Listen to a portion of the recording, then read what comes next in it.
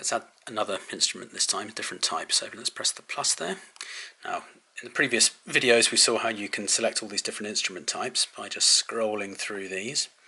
I will put a different part using each one of these instruments on this demo track for these videos, so you can see how each one works. You wouldn't necessarily use every single one in anything that you're doing. Sometimes it's fun just to use one instrument type for everything and forget everything else. Other times it's nice to have a bit of variety, but we've done 3 keyboard parts, so I'll just show you what's really odd about this is that they don't lay these out in any sort of logical order from the point of view of actually making music. So if you're starting off with the keyboard part, you would probably want your bass to be next, but the drums or the sound library thing are next to the keyboard, because the keyboard's usually going to be what most people start with, not always. But then drums are there. Next to drums is amp for like guitar and bass amps, if you want to plug a guitar or bass into your iPhone and play one. So that's not even an instrument, that's a recording setting. That's a recording setting. Strings is an instrument. Then bass and guitar are next to each other, which is fair enough. Then you've got world, whoops, I didn't mean to do that. World, and then you've got drummer, which weirdly isn't next to drums, which you really would have thought it would be.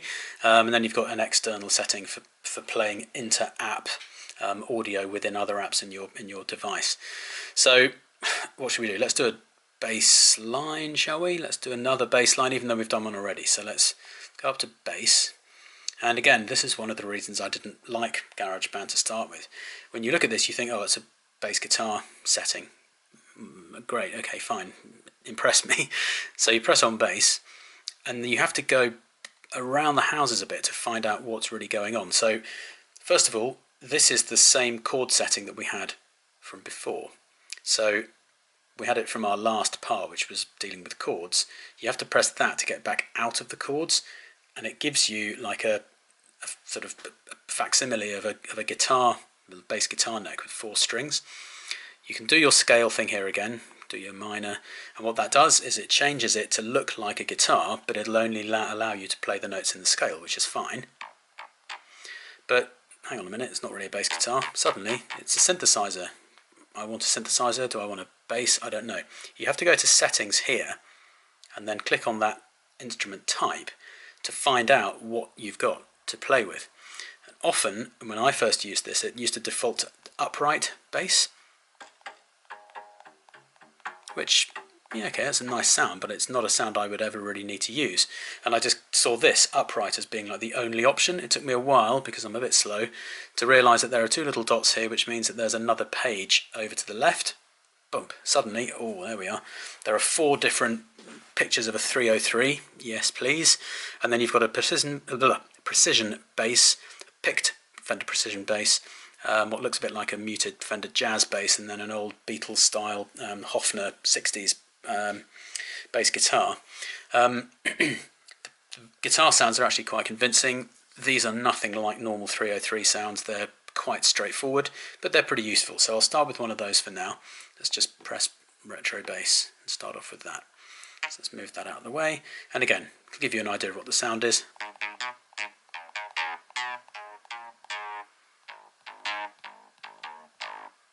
So I'll just do a really basic bass line of some description to go against the other one we already did. I think this is an octave lower, so it should still be okay. But before I do that, let's just check I've got every part playing, or whether some of them are still muted or soloed. No, everything's there. So let's record in our bass line.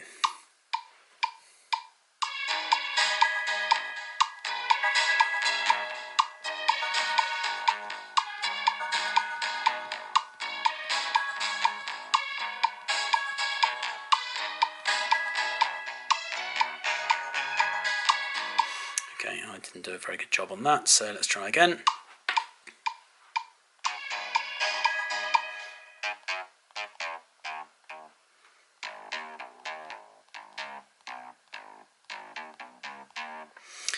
Okay, let's try something a bit different.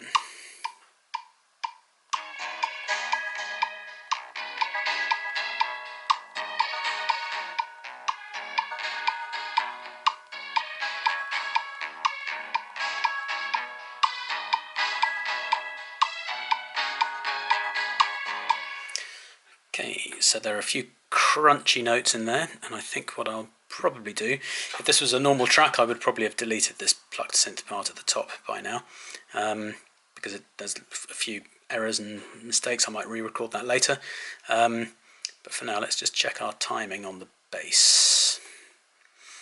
Let's just quantize it. So settings, quantization, 16th note.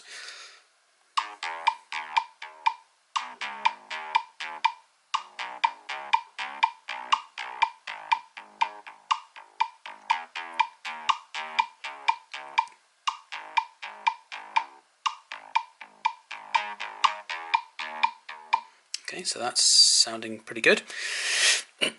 I'll leave that as it is, but just for demo purposes I will show you what some of the other bass sounds sound like. Again, scales, notes, smart bass are just the different settings that we had before. You can change them up here as we discussed. But let's go in and just have a quick look at Exoplanet. So what does that sound like? Not too bad. And remember, you've got the settings up here which you can change as well. What happens there? Oh look, it's a couple of little Roland 303 type edit knobs. So by changing these, cut off and frequency modulation, you get a very different type of sound out of it. Now you can record changes to these in real time as you are playing the notes. So if I was playing a simple line that was just going with record on, actually why don't I do that, then I can show you how it would actually sound. So that is a instrument which is set up, which is good. So let's go back in, let's go to these. I just need to make sure I've got the right, let's go to my minor.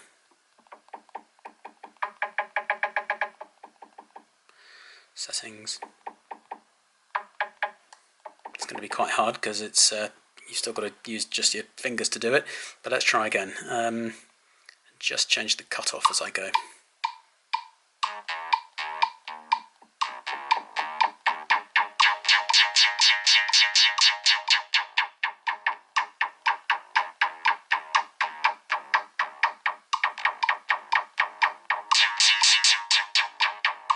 Okay, that was appallingly badly played, but the idea was just to demonstrate how you can record sounds in as you go. So let's have a listen to that.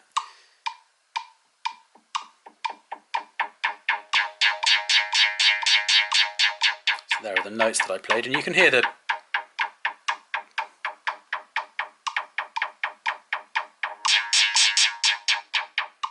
So although that sounds absolute rubbish in this, there are instances where you can actually make some pretty cool sounds by recording the changes in real time as you record it. I'll maybe cover that in another tutorial, but for now I think I'll just delete that now. Hopefully it will let me... Okay, this is an area that's quite frustrating. Sometimes it doesn't let you select the instrument as a whole and then get to the delete function. Sometimes I just leave the parts in, I just delete the notes out of them, but you can actually delete the actual part. Oh, there we go. You can delete the part by automation.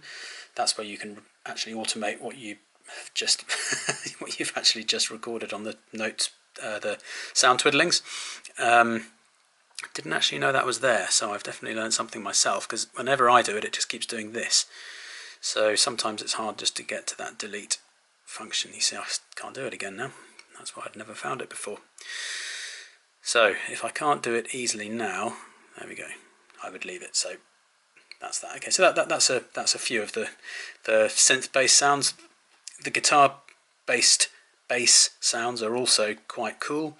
Let's go in and use the Fender Precision one, which I've used quite a lot. What I like about this is that it actually has the it's got the slides on the strings actually sound quite realistic.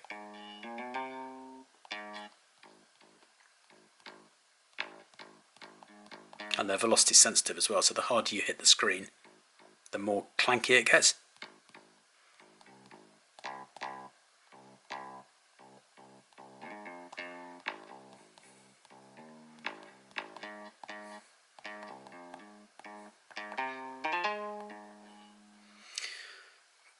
just an idea. And then a picked bass is a bit more twangy again.